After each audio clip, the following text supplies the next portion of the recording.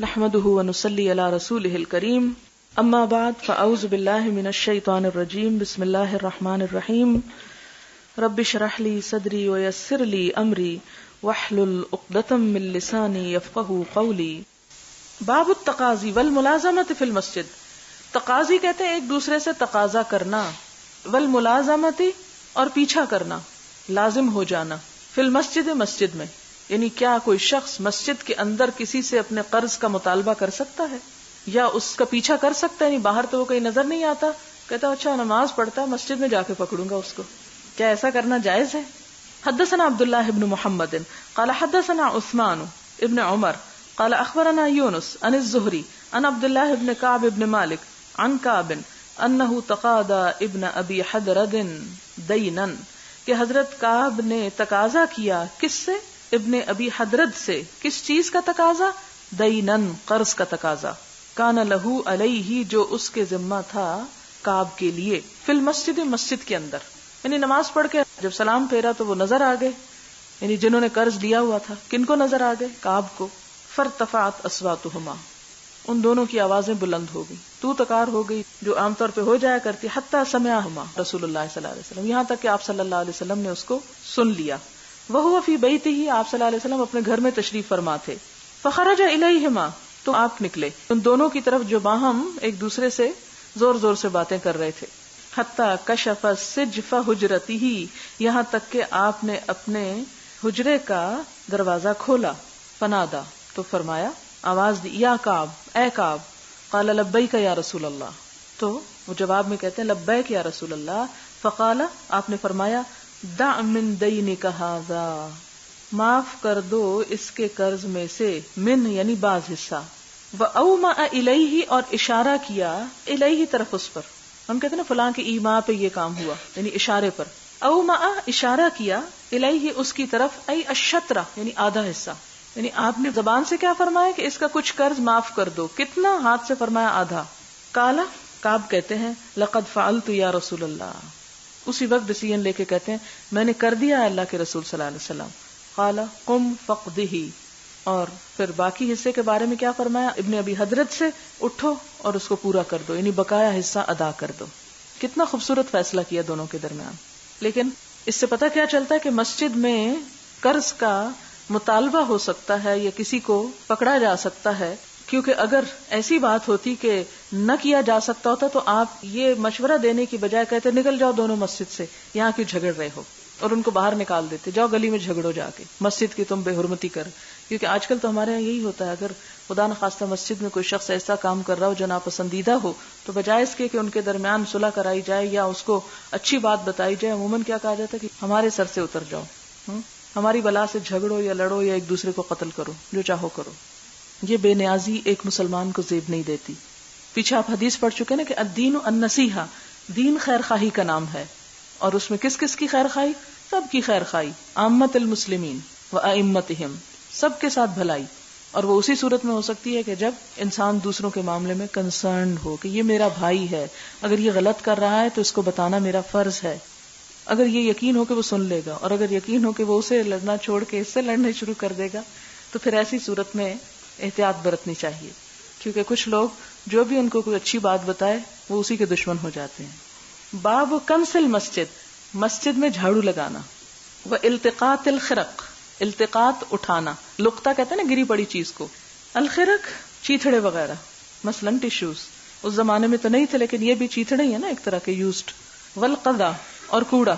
والعیدان، اور لکڑیاں، تنگ کے لکڑیاں چننا. حدثنا سلیمان بن حرب قال حدثنا حماد بن زید عن ثابت عن ابی رافع عن ابی ہریرہ ان رجلا اسود او امرأة سوداء. ابو ہریرہ کہتے ہیں کہ ایک کالا مرد یا عورت، کیونکہ ہو سکتا ہے کہ یہ واقعہ ان کے مدینہ آنے سے پہلے کا ہو. کانا یقم المسجد، وہ مسجد میں جھاڑو لگاتا یا لگاتی تھی یا صاف کرتا تھا. فماتا، وہ مر گیا. فسأل النبی صلی اللہ علیہ وسلم عنہ، تو نبی صلی اللہ علیہ وسلم نے اس کے بارے میں پوچھا. قالوا ماتا، کہ مر گیا. قال افلا کنتم آذنتمونی به، تم نے مجھے اس کے بارے میں اطلاع کیوں نہ دی، ایسا کیوں نہ ہوا کہ تم نے مجھے اس کا بتایا. دلونی علی قبرہ، مجھے اس کی قبر کے بارے میں بتاؤ. او قال قبرها، یا فرمایا اس عورت کی قبر کہاں ہے.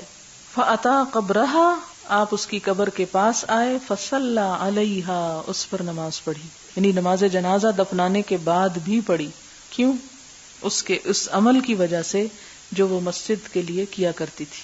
ہمارے ہاں عموماً جھاڑو لگانا، گری پڑی چیز کو رستے سے اٹھا لینا ایک عیب کا کام سمجھتے ہیں، ہاں وہ وہی جگہ کیوں نہ ہو جہاں اللہ کا ذکر کیا جاتا ہو.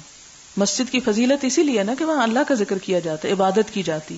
تو وہ جگہ جہاں نماز تو نہ بھی پڑھی جاتی ہے لیکن اللہ کا ذکر بیٹھ کے کیا جاتا ہے، جیسے یہاں ہم بیٹھ کے کرتے ہیں یا کسی بھی جگہ پر، تو اس جگہ کی بھی ایک حرمت ہوتی ہے، اس کا بھی ایک احترام ہوتا ہے، اور اس کی صفائی کرنا بھی ایک قابل احترام بات ہوتی ہے، جس کو عموماً لوگ ایک بیکار کا کام سمجھتے ہیں. ہمارے ہاں عموماً یہ ٹرینڈ ہے یا یہ سمجھا جاتا ہے کہ پڑھنا یا پڑھانا تو زیادہ اچھا کام ہے، لیکن اگر کسی شخص کے حصے میں یہ ڈیوٹی آ جاتی ہے کہ اسے جھاڑو لگانا پڑ جائے تو وہ ایک ذلت آمیز کام ہے. اسلام اس کو ذلت نہیں عزت کا سبب قرار دیتا ہے، اور اتنی عزت جو کسی اور کام کرنے والے کو شاید ایسی نہ ملی ہو. بہقی کی روایت میں اس میں عورت کا ذکر آتا ہے، اور ام محجن اس کا نام بتایا جاتا ہے کہ تھی کالی، بے آسرا بے سہارا سی کوئی عورت ہوگی جس کو اور تو کچھ بڑے بڑے کام نہیں آتے ہوں گے، لیکن مسجد کا بڑا خیال رکھتی تھی. حالانکہ نماز مسجد میں مرد پڑھنے جاتے ہیں، جس سے کیا پتہ چلتا ہے کہ مسلمان عورت مسجد میں جا کے صفائی بھی کر سکتی ہے. اور اس کا رنگ کیسے پتہ چلا؟ اس کو دیکھا گیا اور فوت ہو گئی. آپ دیکھیں کہ اس سے یہ بھی پتہ چلتا ہے کہ بعض اوقات صحابہ کرام کچھ لوگ جب مر جاتے تھے تو آپ کو بتائے بغیر دفنا بھی دیتے تھے، اور خصوصاً ایسے جن کا معاشرے میں کوئی خاص مقام نہ ہو، ان کے جنازے کا بھی اتنا اہتمام نہیں ہوتا، تو یہ نیچرل سی بات ہے. تو آپ صلی اللہ علیہ وسلم نے اس کو اگنور نہیں کیا، اس کو بڑی عزت دی. اور یہ کتنی بڑی عزت افزائی ہے کہ آپ نے پوچھا کہ مجھے کیوں نہیں بتایا تم نے سمجھا وہ ایک معمولی چیز ہے کہ جھاڑو دیتی ہے، نہیں، مجھے بتاؤ اس کی قبر کہاں ہے. اور پھر صحابہ کو لے جا کے وہاں جنازہ پڑھایا گیا. اور طبرانی کی ایک روایت میں ہے کہ آپ نے فرمایا کہ میں نے اس کو بہشت میں دیکھا ہے کہ وہ مسجد کا کچرا صاف کر رہی ہے، یعنی اس عورت کا جھاڑو لگانا اسے جنت میں لے گیا. یہ ہے اسلام کا اخلاق کہ جس میں ایک معمولی کام جو ہے اس سے بھی انسان جنت میں جا سکتا ہے. یعنی اگر ایک مجاہد جہاد کرتے ہوئے گلا کٹا کے جنت میں پہنچتا ہے تو صرف ایک مسجد کا کوڑا اور صفائی جو ہے اس میں شریک ہو کر بھی جنت میں پہنچ سکتا ہے. اصل بات ہے نیت کا خلوص اور اہتمام. باب تحریم تجارت الخمر فی المسجد، مسجد میں شراب کی سوداگری کو حرام کرنا. کیونکہ جیسے ہم کہتے ہیں نا سور کا لفظ، یہ بھی اسی لیے شاید لائے ہوں گے کہ سور کا لفظ بولنے سے زبان ناپاک ہو جاتی، تو شراب کا لفظ بولنے سے بھی شاید ان کے خیال میں زبان ناپاک ہو جاتی ہو. تو کیا ایسی باتیں مسجد میں کھڑے ہو کے کر سکتے ہیں؟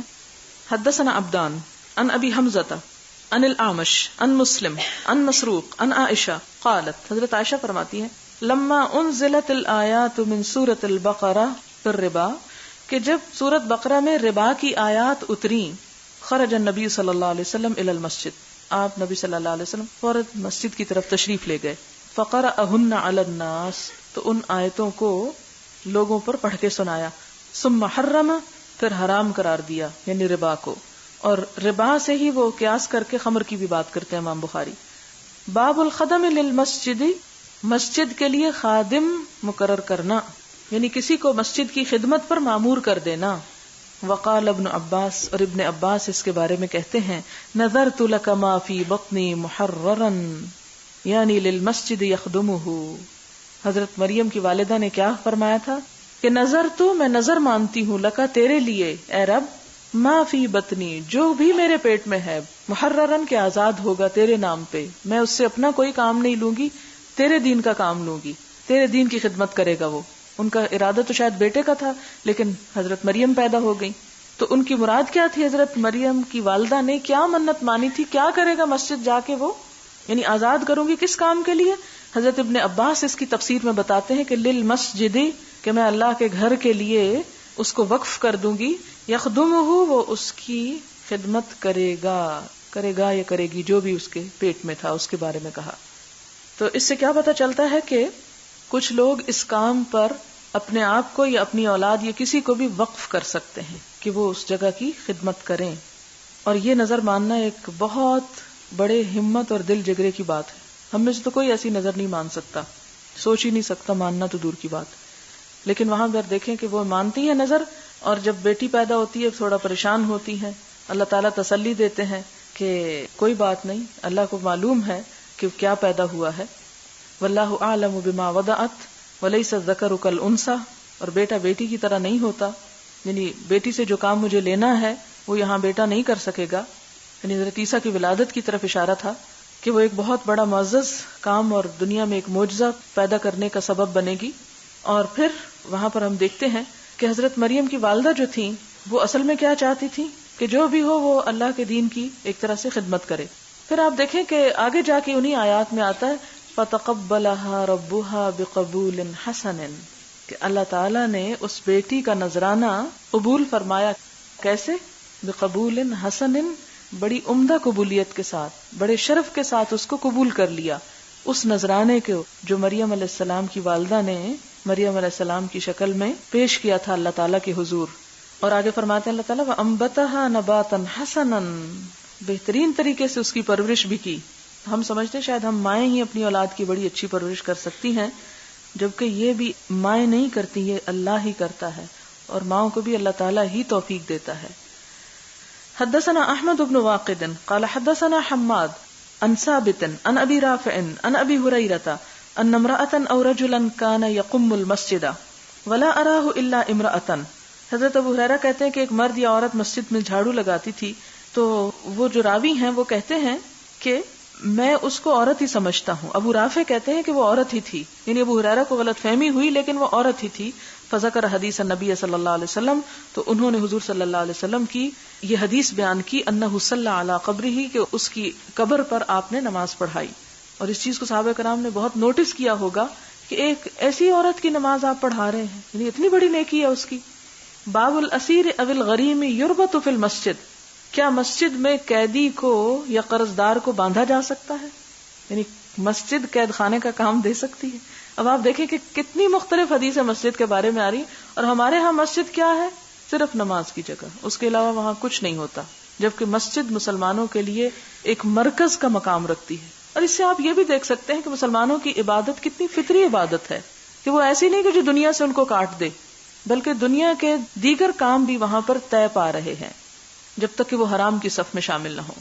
حدثنا اسحاق بن ابراہیم قال اخبرنا روح ومحمد بن جعفر عن شعبة عن محمد بن زیاد عن ابی ہریرہ عن النبی صلی اللہ علیہ وسلم قال ان افریتا، آپ صلی اللہ علیہ وسلم نے فرمایا کہ ایک بہت بڑا جن دیو من الجن، جنوں میں سے، تفلت علی البارحہ، کود پڑا مجھ پر کل رات، یعنی اس نے مجھ پہ قابو پانا چاہا. او قال کلمتن، یا آپ نے ایک ایسی ہی الفاظ فرمائے، نحوہا، اسی طرح کے. اب آپ دیکھیں ذرا جنات کی جرت کہ حضور صلی اللہ علیہ وسلم سے بھیڑ رہے ہیں. لیقطع علی الصلاۃ، اور اس لیے کودا مجھ پر کہ میری نماز منقطع کر دے، میری نماز میں خلل ڈالے. فامکننی اللہ منہ، تو اللہ نے اس کو میرے اختیار میں کر دیا. فاردت، تو میں نے چاہا، ان اربطہ، میں باندھ دوں اس کو، الی ساریۃ، ایک ستون کے ساتھ، من سوار المسجد، مسجد کے ستونوں میں سے، حتی تصبحوا، یہاں تک کہ تم صبح کرتے، وتنظروا الیہ، اور تم دیکھتے اس کو. یعنی اگر میں اس کو باندھ دیتا تو صبح کے وقت تم اس جن کو دیکھ سکتے تھے انسانی شکل میں. کلکم، تم میں سب کے سب، یعنی سب کو نظر آتا. فذکرت قول اخی سلیمان، تو مجھے یاد آ گیا اپنے بھائی سلیمان کا یہ کہنا کہ رب اغفر لی، اے میرے رب مجھے بخش دے، وہب لی ملکن، اور عطا کر مجھے وہ حکومت، لا ينبغی لأحد من بعدی، جو نہ زیبا ہو کسی ایک کے لیے میرے بعد، یعنی میرے بعد کسی اور کو نہ ملے. قال روح، روح کہتے ہیں فردہ خاسئا، تو آپ صلی اللہ علیہ وسلم نے اس کو ذلیل کر کے چھوڑ دیا، یعنی باندھا نہیں. اس سے کیا پتہ چلتا ہے کہ مسجد میں کسی کو قید کیا جا سکتا ہے، باندھا جا سکتا ہے. اور قرض دار کا لفظ یہاں حدیث میں تو نہیں، لیکن اس پر قیاس کیا گیا ہے. اور قرض دار کو یہاں کیوں قید کرنا، یہاں کیسے پکڑنا؟ اس لیے کہ اس زمانے میں نماز پڑھنے ہر کوئی آ جاتا تھا، یعنی کوئی شخص نماز سے پیچھے نہیں رہتا تھا. جو کہیں نہیں ملتا تھا وہ مسجد میں ضرور مل جاتا تھا. اور اب معاملہ اس کے بالکل برعکس ہے. کچھ اور جگہیں ایسی ہیں جہاں آپ کو سب مل جائیں گے. بہرحال خاص طور پر یہ جو بات ہے نا آخر والی، کہ مجھے اپنے بھائی سلیمان علیہ السلام کا بات یاد آ گئی، وہ یہ تھی کہ ان کو جنوں پر اور ایسی مخلوق پر اختیار تھا، اور ان کی حکومت صرف انسانوں پر نہ تھی، جنوں پر بھی تھی. تو آپ نے فرمایا کہ اگر میں اس طرح جن کو پکڑ کر لوگوں کو دکھا دوں گا تو یہ ان کی جو حکومت تھی اس میں سے ایک حصہ آپ صلی اللہ علیہ وسلم کو بھی عطا ہو جائے گا. تو انہوں نے کہا کہ نہیں، چونکہ انہوں نے دعا مانگی ہے تو ہزاروں سال بعد آپ دیکھیں کہ کیا احترام کرتے ہیں ان کا، کہ ان کی یہ خواہش تھی کہ اللہ یہ پھر طاقت تو کسی اور کو نہ دینا. تو اگرچہ اللہ تعالیٰ نے دے رکھی تھی آپ صلی اللہ علیہ وسلم کو، لیکن آپ نے اس کو استعمال نہیں فرمایا.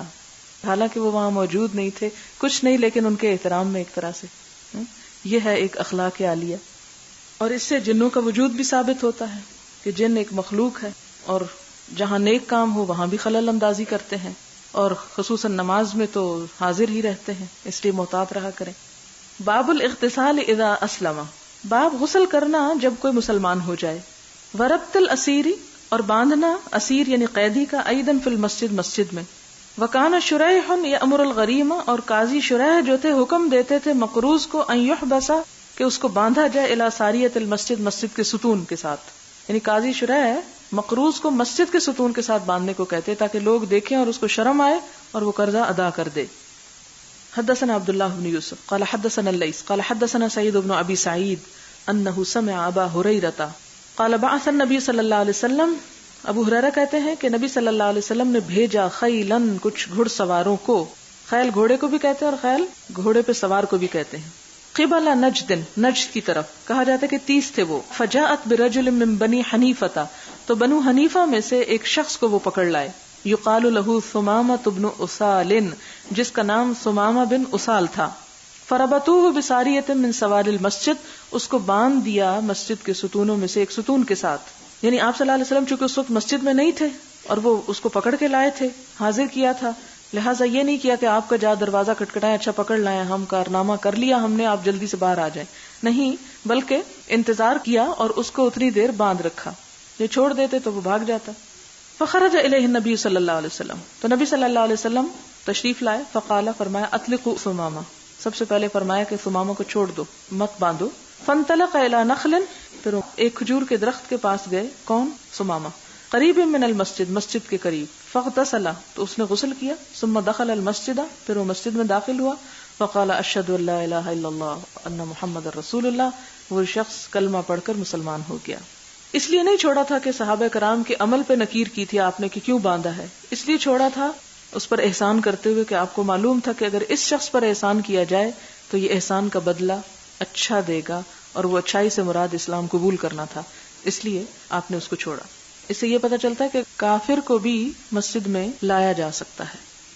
باب الخیمۃ فی المسجد للمرضى وغیرہم، خیمہ لگانا مسجد میں بیماروں وغیرہ کے لیے، یعنی مسجد کے ساتھ کوئی ڈسپنسری یا ہاسپٹل یا اس طرح کی چیز بھی بنائی جا سکتی ہے. حدثنا زکریا بن یحییٰ قال حدثنا عبد الله بن نمیر قال حدثنا ہشام عن ابیہ عن عائشہ قالت اصیب سعد یوم الخندق، سعد بن معاذ یوم خندق کے دن زخمی ہو گئے. اصیبہ یعنی انہیں تیر لگا. فی الاکحل، ان کی ایک بڑی رگ میں. فضرب النبی صلی اللہ علیہ وسلم خیمتن، تو نبی صلی اللہ علیہ وسلم نے خیمہ لگوا دیا. فی المسجد، مسجد کے اندر ہی، یعنی زخمی کو مسجد کے اندر خیمہ لگا کر رکھا، یعنی گویا ایک طرح سے اس کی تیمارداری کرنے کو. لیعودہ، تاکہ آپ اس کی عیادت کرتے رہیں. من قریب، قریب سے، یعنی خود ان کا خیال رکھنا چاہتے تھے. فلم یروہم، اور نہیں ان کو ڈرایا. روع کہتے ہیں ڈرنے کو. وفی المسجد خیمتن، اور مسجد میں خیمہ تھا. من بنی غفار، بنی غفار کا بھی. تو نہ ڈرایا ان کو الا الدم، مگر خون نے، یسیل الیہم، جو ان کی طرف بہ رہا تھا. ذرا تھوڑا سا بات ویسے سمجھ لیں نص سے ہٹ کے، کیونکہ نص ذرا ٹرکی ہے. یعنی آپ صلی اللہ علیہ وسلم نے ایک خیمہ لگوایا حضرت سعد کے لیے جو زخمی تھے، دوسری طرف خیمہ لگا ہوا تھا کس کا؟ بنو غفار کا. اب ہوا یہ کہ ان کی ایک بڑی رگ میں تیر لگا ہوا تھا جس کی وجہ سے بہت خون نکل رہا تھا. تو وہ خون اتنی کثرت سے بہ کے سعد کے خیمے سے بنو غفار کے خیمے میں آیا کہ وہ ہیبت زدہ ہو گئے، یعنی رو ان کے اندر پیدا ہو گیا. دوبارہ آپ دیکھیں اس چیز کو ذہن میں رکھ کے، اب میں دوبارہ پڑھتی ہوں. فلم یرعہم وفی المسجد خیمۃ من بنی غفار الا الدم یسیل الیہم، کہ بنی غفار کو مسجد میں جو ان کا خیمہ تھا ان کو نہ ڈرایا مگر اس بہتے خون نے جو ان کی طرف بہ کے آ رہا تھا. اتنی بلیڈنگ ہو رہی تھی سعد کو. فقالوا یا اہل الخیمہ، انہوں نے کہا اے اہل خیمہ، ما ھذا الذی یاتینا من قبلکم، یہ کیا چیز ہے جو تمہاری طرف سے ہماری طرف آ رہی ہے، یعنی کس طرح کی چیز بہ کے آ رہی ہے. فاذا سعد یغدو جرحہ دما، تو دیکھا کہ سعد کے زخم سے خون بہ رہا ہے، فمات فیہا، اسی میں وہ فوت ہو گئے، یعنی اس ہیوی بلیڈنگ کی وجہ سے. اور انہی کے بارے میں آپ صلی اللہ علیہ وسلم نے فرمایا تھا کہ ان کی موت پر عرش الہی بھی جھوم گیا ہے. اچھا، اس حدیث سے ایک اور پتہ چلتا ہے کہ زخمی اگر مسجد میں رکھا جائے گا تو ظاہر ہے کچھ خون، کچھ اس طرح کی بیمار کے ساتھ کچھ چیزیں وہ بھی مسجد میں پھر رکھی جائیں گی، خواہ وہ فرش پہ گریں یا کسی بن وغیرہ میں، تو اس کا کیا حکم ہے. تو اس سے اجازت کا پتہ چلتا ہے کہ اس کا جواز نکلتا ہے، یعنی مسجد میں مریض کو لٹایا جا سکتا ہے. باب ادخال البعیر فی المسجد، مسجد میں اونٹ کا لے آنا، یعنی سواری کا اندر لے آنا، یا سائیکل جیسے مسجد کے اندر والے حصے میں کھڑا کر دینا کہ باہر سے نماز کے دوران جوتے جیسے چوری ہو جاتے ہیں تو سائیکل نہ کھل جائے. مثلا للعلت، کسی وجہ سے، کسی مشکل کے لیے اونٹ کو مسجد کے اندر ہی لے آنا. وقال ابن عباس، اور ابن عباس کہتے ہیں طاف النبی صلی اللہ علیہ وسلم علی بعیر، طواف کیا نبی صلی اللہ علیہ وسلم نے اونٹ پر، اور اس سے جواز نکلا سوار ہو کر طواف کرنے کا بھی. اور آپ نے یہ جواز کے لیے کیا تھا، یہ نہیں تھا کہ آپ نیچے کر نہیں سکتے تھے تو آپ نے کہا اچھا میں اونٹ پہ بیٹھتا ہوں تم نیچے چلو، نہیں، تاکہ دوسروں کو پتہ چل جائے کہ اس کی اجازت ہے. اور اب دیکھیں کہ کتنے وہاں پر مکہ میں جو طواف کے دوران چھوٹی چھوٹی ڈولیوں میں اٹھائے ہوئے ہوتے ہیں لوگوں کو، تو اس کی اجازت ہے. حدثنا عبداللہ بن یوسف قال اخبرنا مالک عن محمد بن عبد الرحمن بن نوفل عن عروۃ عن زینب بنت ابی سلمہ عن ام سلمہ قالت، کہتی ہیں ام سلمہ رضی اللہ تعالی عنہا، شکوت الی رسول اللہ صلی اللہ علیہ وسلم انی اشتکی، کہ میں نے نبی صلی اللہ علیہ وسلم سے اپنی بیماری کا شکوہ کیا کہ مجھے شکایت ہے. قال طوفی من وراء الناس، آپ نے فرمایا کہ لوگوں کے پیچھے پیچھے سے طواف کر لو، یعنی اگر ہجوم میں نہیں کر سکتی تو ایک طرف ہو کے کر لو. وانتی راکبۃ، اور تو سوار ہو، یعنی سوار ہو کے کر لو، یعنی اگر تو چل نہیں سکتی تو بیچ میں سواری کو نہ لاؤ، کناروں کناروں پہ تم سوار ہو کے کر لو. فطفت ورسول اللہ صلی اللہ علیہ وسلم یصلی الی جانب البیت یقرأ بالطور وکتاب مستور. وہ کہتی ہیں کہ میں نے طواف کیا اور نبی صلی اللہ علیہ وسلم بیت اللہ کی طرف نماز پڑھ رہے تھے منہ کر کے، اور آپ سورۃ الطور پڑھ رہے تھے جس کی پہلی دو آیتیں ام سلمہ نے بتائیں، والطور وکتاب مستور. باب، نام نہیں دیا.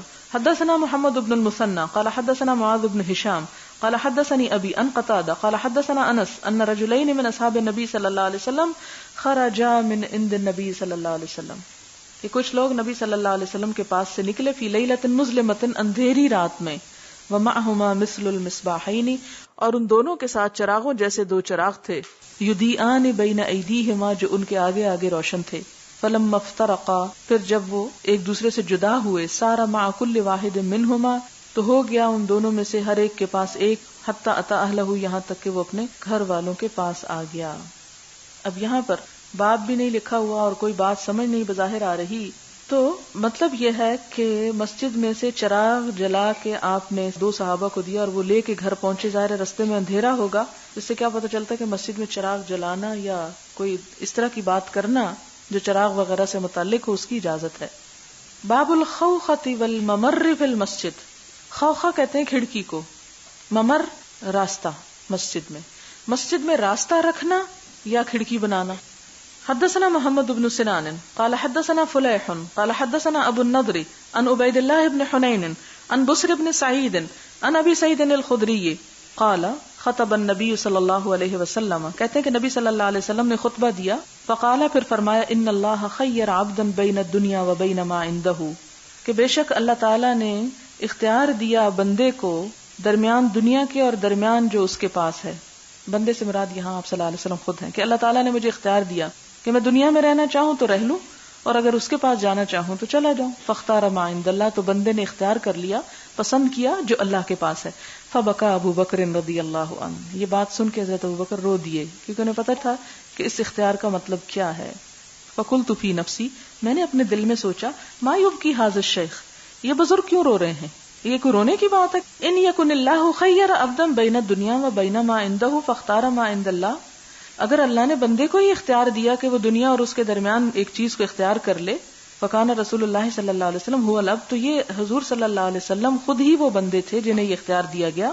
وکان ابو بکر اعلمنا، اور ابو بکر ہم میں سب سے زیادہ علم والے تھے، یعنی بات کی تہ کو جلدی پہنچ جاتے تھے. فقال، تو فرمایا، یا ابا بکر لا تبکی، ظاہر ہے دونوں دوست تھے، ایک نے ایک بات کی، دوسرا رونے لگ گیا، باقی حیران ہو رہے ہیں، اور آپ صلی اللہ علیہ وسلم کو سمجھ آ گئی کہ ابو بکر کیوں رو رہے ہیں، تو آپ ان کو چپ کروا رہے ہیں کہ ابو بکر مت رو. ان امن الناس علی فی صحبتہ ومالہ ابو بکر، کہ سب سے زیادہ لوگوں میں سے جس کا احسان ہے مجھ پر، امننا من سے، من والعزا قرآن میں آتا ہے، من میم نون نون، امننا یعنی سب سے زیادہ جس کا احسان ہے لوگوں میں سے، علیہ مجھ پر، فی صحبت ہی اپنی صحبت کے ساتھ، جیسے وہ غار ثور میں ساتھ رہے، و مال ہی اور اپنے مال کے ساتھ، کہ جس نے سب سے زیادہ مجھ پہ اپنا مال خرچ کیا ابو بکر ہیں. وَلَوْ كُنْتُ مُتَّخِذًا خَلِيلًا مِّنْ أُمَّتِي، اگر میں اپنی امت میں سے کسی کو اپنا خلیل یعنی دلی دوست بناتا، لَاتَّخَذْتُ أَبَا بَكْرٍ تو ابو بکر کو بناتا. وَلَكِنْ أَخُوَّةُ الْإِسْلَامِ، لیکن یہ دوستی تو اسلام کا بھائی چارہ ہے، وَمَوَدَّتُهُ اور اس کی خاطر محبت ہے، یعنی اصل خلت تو اللہ تعالیٰ سے ہی ہو سکتی ہے، خلیل تو انسان اللہ تعالیٰ ہی کو بنا سکتا ہے.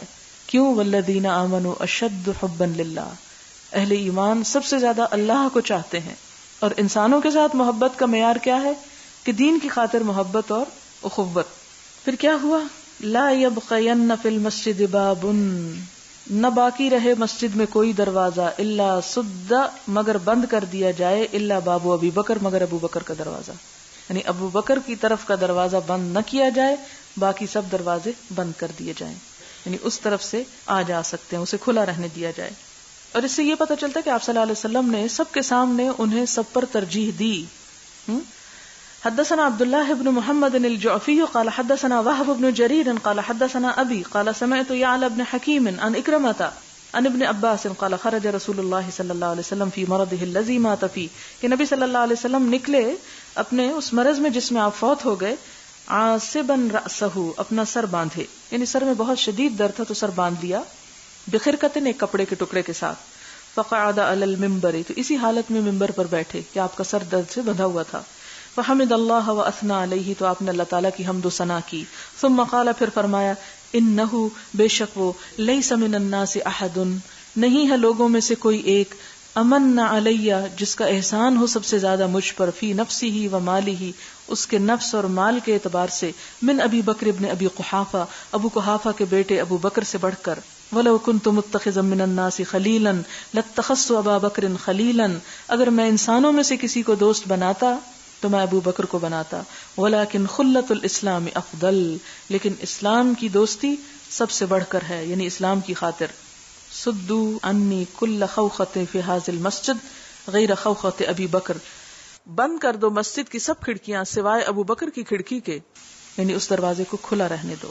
یہ دراصل ان کے احسانات کے بدلے میں آپ صلی اللہ علیہ وسلم نے ان کے ساتھ یہ احسان کیا کہ ان کو یہ ترجیح دی. باب الابواب والغلق للکعبۃ والمساجد، باب کعبہ اور مسجدوں میں دروازے اور زنجیر رکھنا. مسجد کو بھی بند کیا جا سکتا ہے، بوقت ضرورت تالا لگایا جا سکتا ہے، کیونکہ اگر ہماری مسجدیں کھلی رہیں تو اس میں دوسرے دن ٹیوبز اور پنکھے شاید نظر نہ آئیں. قال ابو عبداللہ وقال لی عبداللہ ابن محمد حدثنا سفیان عن ابن جریج قال قال لی ابن ابی ملیکہ یا عبد الملک لو رأیت مساجد ابن عباس وابوابها. عبد الملک بن جریج نے بیان کیا کہ مجھ سے ابن ابی ملیکہ نے کہا کہ عبد الملک اگر تو ابن عباس کی مسجدیں اور دروازے دیکھتا تو تعجب کرتا، یعنی نہایت پائیدار تھے اور بہت صاف تھے، اور اس کی صفائی کی وجہ کیا تھی کہ بند رکھتے تھے. حدثنا ابو النعمان وقتيبة بن سعيد قال حدثنا حماد بن زید ان ایوب ان نافع عن ابن عمر ان النبی صلی اللہ علیہ وسلم قدم مکہ، کہ نبی صلی اللہ علیہ وسلم مکہ تشریف لائے. فدعا عثمان بن طلحہ، اور عثمان بن طلحہ کو بلایا. ففتح الباب، پھر دروازہ کھولا. کس کا؟ خانہ کعبہ کا. یہ کنجی بردار تھے، اور آپ صلی اللہ علیہ وسلم نے ان کو جب چابی دی تو کہا قیامت تک تمہاری نسل میں یہ چابی رہے گی، اور آج تک ہے اسی خاندان کے پاس. فدخل النبی صلی اللہ علیہ وسلم وبلال واسامة بن زید وعثمان بن طلحہ، پھر نبی صلی اللہ علیہ وسلم، حضرت بلال، اسامہ بن زید اور عثمان بن طلحہ رضی اللہ تعالی عنہم اس میں داخل ہوئے. ثم اغلق الباب، پھر دروازہ بند کر دیا گیا. تو اس سے کیا پتہ چلتا کہ یہ دروازہ آج نہیں بند ہوا، اس وقت بھی بند ہوتا تھا. فلبث فیہ ساعۃ، آپ تھوڑی دیر اس کے اندر رہے. ثم خرجوا، پھر نکل آئے. قال ابن عمر کہتے ہیں فبدرت تو میں جلدی سے آگے بڑھا، فسألت بلالا، میں نے بلال سے پوچھا. کس لیے آگے بڑھ کے پوچھا؟ کہ آپ نے نماز پڑھی تھی، کیونکہ ہر وقت تجسس میں رہتے تھے، آپ نے کیا کیا؟ فقال صلی فیہ، تو بلال رضی اللہ تعالی عنہ نے کہا کہ آپ صلی اللہ علیہ وسلم نے وہاں نماز پڑھی. فقلت فی این، تو ابن عمر کہتے ہیں کہ میں نے پوچھا کہ کہاں پڑھی تھی؟